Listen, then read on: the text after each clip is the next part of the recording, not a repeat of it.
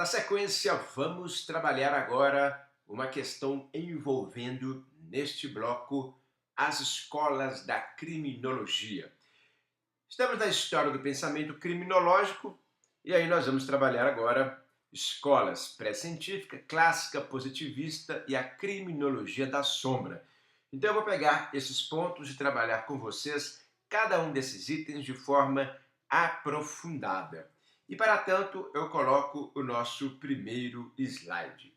Aí você vê e fala assim, bom, o que é isso, professor? Percebam, tem os deuses que estão nesta figura. E eu uso isso para falar da escola pré-científica. Mas por que, professor, falar da escola pré-científica aqui? Porque durante um tempo se entendia que o criminoso, ele era estudado tendo em vista os chamados deuses. Lá atrás, lá no início, nós tínhamos aqui uma visão pouco científica, em que se falava, o crime é um castigo dos deuses. Os deuses é que castigam a humanidade. Eles que mandam pestes, eles que mandam catástrofes. Então, antes de tudo, nós tínhamos uma ideia sobrenatural do crime. Sobrenatural. Os males, os crimes, as coisas ruins eram atribuídas aos deuses. Então eu coloquei aqui os deuses. A escola pré-científica, ela sai disso. Ela afasta esse pensamento de que as coisas ruins, elas eram uma consequência da raiva, da ira dos deuses. Então a escola pré-científica, ela afasta a ideia de sobrenatural, afasta a ideia dos deuses e começa a trabalhar dentro da própria humanidade, mostrando que há um certo livre-arbítrio, que o homem tem uma escolha, que é ele que causa isso ao outro. E aí então, a escola pré-científica, o que ela faz de importante? Afasta essa ideia de que os deuses que estão aí reproduzidos é que são os autores dos males, dos crimes e assim por diante, da maldade do ser humano. E não é, é o próprio homem. Aí vem, então, a outra escola, que é a escola clássica, que está aí, a escola clássica. A escola clássica, o grande pensador dessa escola, quem quiser ler sobre ele, foi o Cesare Beccaria, no seu livro Dos Delitos e das Penas. Eu tenho certeza que muita gente aí na faculdade já ouviu falar do livro Dos Delitos e das Penas. E aí a escola clássica, ela é reproduzida por esse pensador. Todo concurso público, toda prova, eles perguntam é desse livro aí. E comigo aqui, você está estudando aqui comigo, você nunca mais vai se esquecer, nunca mais vai errar, porque você vai lembrar dessa figura, desse homem aí, com essas madeixas, né, como se fosse uma peruca, e muitos se usavam peruca, outros não, deixavam o cabelo crescer. O livro de Beccaria, Dos Delitos e das Penas, já sai então, mais ainda, dessa ideia de sobrenatural, da ideia pré-científica, e passa então a trabalhar a escola clássica, que é a primeira. Ela começa a trabalhar o Código Penal. Então ela começa a mostrar que o estudo da criminologia tem que ser feito no Código Penal. Quem é o criminoso? É o que viola o 121, o 122, o 157, o 171, o 213, 317 e assim por diante. Então o criminoso é quem viola o Código Penal. A escola chamada de clássica, ela é uma escola pautada na lei. A criminologia e o direito penal eram a mesma coisa para a escola clássica. Este livro dos delitos e das penas, ele é importante porque ele dá uma guinada e começa a estudar a lei penal, começa a estudar a legalidade. E vai falar, bom, crime é o que está no Código Penal, crime é o que está na lei. E nesse livro ele trabalha os delitos e as penas, exatamente o nome, princípio da legalidade. Não tem aquela ideia que é nullum crime, nulla pena, sine previa lege? O nulo é o crime, nula é a pena sem lei anterior? Pois é, este é o livro do Beccaria, o grande pensador da escola clássica. Aí depois vem a escola positivista. Essa é muito importante. Tanto é que eu coloquei aí 6 pessoas, tipos delinquentes, tipos de homicidas. E aí vem a escola de Lombroso, de Enrico Ferri e de Rafael Garofalo. Esses pensadores, a começar por Lombroso, que está aí nessa tela, o que nós temos? Lombroso, ele começou a estudar aspectos biológicos do criminoso. Olha aí, pessoal, olha como é que é assustador. Parecem, eles têm a fronte fugidia, aquela testa larga, eles têm zigomas salientes, ou seja, o rosto bem quadrado, ele tem cabelo em desalinho, olha lá, os cabelos estranhos, ele tem maxilar alargado. Esse é o tipo criminoso. E no caso em tela, o tipo homicida, o homem delinquente. Inclusive, Lombroso tem um livro que se chama O Homem Delinquente, livro famosíssimo. E qual é a importância de Lombroso? Que ele passa a estudar o criminoso no aspecto biológico. Ele sai do Código Penal, ele abandona a ideia da legalidade lá da escola clássica do Beccaria. Ele afasta isso. Ele diz, bom, criminoso é aquele que comete crime e está preso. Ele começou a estudar os tipos criminosos nos presídios. Ele começou então a analisar quem é o tipo criminoso, quem é o bandido, entre aspas, o marginal, que está às margens da sociedade, numa prisão.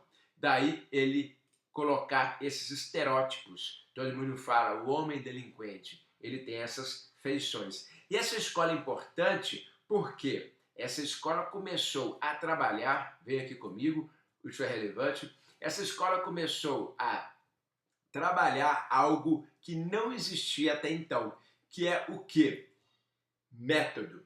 A escola positivista anote. Aqui é uma aula de pós-graduação, aqui é uma aula de reflexão, mas que eu dou muito elemento de concurso público, muito. Tudo que eu falo aqui, pessoal, além de ser um aspecto importante de reflexão, vai cair na sua prova se você estiver estudando para concurso público, isso vai ser cobrado.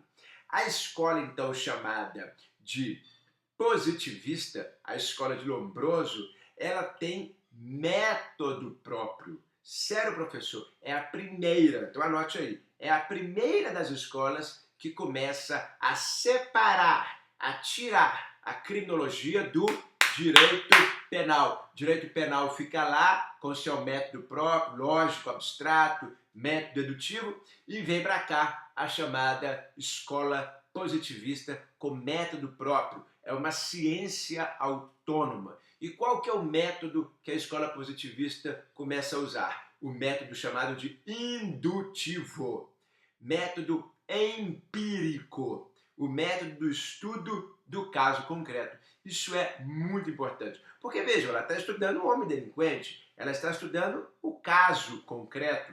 Então essa escola, ela está estudando o caso concreto, está estudando o homem delinquente. Então ela tem um método empírico, o método de ir a campo, ir no presídio e estudar esses espécimes, né? Essas pessoas. Enquanto que a escola clássica e a pré-científica basicamente se confundiam com o Código Penal. A pré-científica, ela não tinha esse viés de estudar algo, ela só abandona a ideia de sobrenatural, ela só abandona a ideia de deuses, a pré-científica. A clássica, ela passa a trazer o Código Penal para o estudo, a positivista afasta do Código Penal e vem então estudar o aspecto biológico ou também, na sequência, vamos lá, o aspecto da classificação dos delitos e aspectos de sentimento. A escola positivista, para a gente fechar ela tem Enrico Ferri e tem Garofalo. Então vejam, a escola positivista ela tem Lombroso, que é esse daí que estudou os homens delinquentes, e tem a escola positivista Ferri e Garofalo. O que Ferri falou? Isso inclusive já caiu numa prova do Ministério Público. Olha lá, isso já caiu numa prova do Ministério Público. A escola positivista Enrico Ferri, ele classificou o delinquente em nato, que é aquele que nasce para o crime, nasce propenso ao crime. É isso aqui, ó, pessoal. Criminoso nato é isso aí, ó. com essas feições. Claro que é extremamente preconceituoso, mas é o que a escola pregava. O louco é aquele que precisa de uma medida de segurança, o doente mental. O habitual é aquele que pratica crime sempre, reiterado. O ocasional, aquele que pratica um crime de acordo com a oportunidade. E o passional, que é aquele que pratica um crime por violenta emoção. Essa classificação já caiu em prova do MP, ou seja, nós temos 5 delinquentes: nato, louco, habitual, ocasional e passional. E o Garófalo, que é outro pensador, ele trabalhou sentimentos de probidade e piedade. Em outras palavras, o que Garófalo diz? Vem aqui. Garófalo falou, Rafael Garófalo, o criminoso tem uma ausência de um sentimento de piedade, de dó, de compaixão e de probidade, de fazer o que é certo. O criminoso ele comete crime por problema psicológico, por problema de déficit mental, moral. Falta a ele aspecto de probidade, falta a ele aspecto de compaixão, de piedade. Então, Garófalo sai um pouco do biológico e vai mais para o psíquico. E, pessoal, outro ponto relevante que ainda está dentro da escola positivista são os crimes ocultos da criminologia da sombra. Olha aí a imagem. Criminologia da sombra. Uma imagem que dá para pensar muita coisa, né? Uma imagem bem sugestiva. Isso aqui tem caído bastante em prova. Criminologia da sombra. O que é a criminologia da sombra? É quando alguém comete um crime em razão de algo que estava no seu inconsciente. Vamos lá. Alguém comete um crime porque isso estava no seu inconsciente, incrustado no seu inconsciente. O consciente dele está ok. Uma pessoa normal, não é doente, uma pessoa sadia, não tem problema nenhum. Mas o inconsciente dele está afetado. E aí, numa explosão, numa ira, num apagão, numa amnésia, ele comete crimes bárbaros, muitos dentro da própria casa. Professor, estou entendendo. Inconsciente, crimes bárbaros, apagão, amnésia. Me dá um exemplo. O exemplo que eu cito no meu manual de criminologia, inclusive, é o caso de uma mulher médica extremamente bem-sucedida, sadia, casada com um homem, e que num belo dia em que eles discutem, bate boca, e ele, mais agressivo, vai para cima dela para conversar de forma mais agressiva, ela pega uma faca de cozinha e esfaqueia ele 27 vezes. 27 vezes. Professor, mas que isso? Esfaqueou ele 27 vezes? Uma mulher médica, sadia, sem problema mental? Aí, olha só, estúdios, né? Começaram a estudar o passado dela. É a criminologia que faz isso, pessoal. É a criminologia. Estudou o passado dela e começaram a ver que essa mulher, ela, quando nasceu, ela nasceu numa família em que o pai esfaqueou a mãe e ela viu. Ficou na memória inconsciente dela. Esse trauma ficou na cabeça dela. E aí esse pai, essa mãe, o pai foi preso, a mãe depois foi... A mãe morreu, né? O pai foi preso e tal. Ela foi adotada. Ela foi adotada, criada por uma família adotiva, tudo certo, que é tranquilo, mas com esse trauma na cabeça inconsciente, que ela viu quando era filha lá, biológica ainda, natural, esse caso. Aí depois de 30 anos ou 20 anos, enfim, ela faz um crime parecido. Isso daí é o quê? Esse crime parecido que ela fez é a reprodução do inconsciente. Estava armazenado na cabeça dela isso, estava armazenado na cabeça dela e ela vai então e mata, igualzinho o pai fez com a mãe.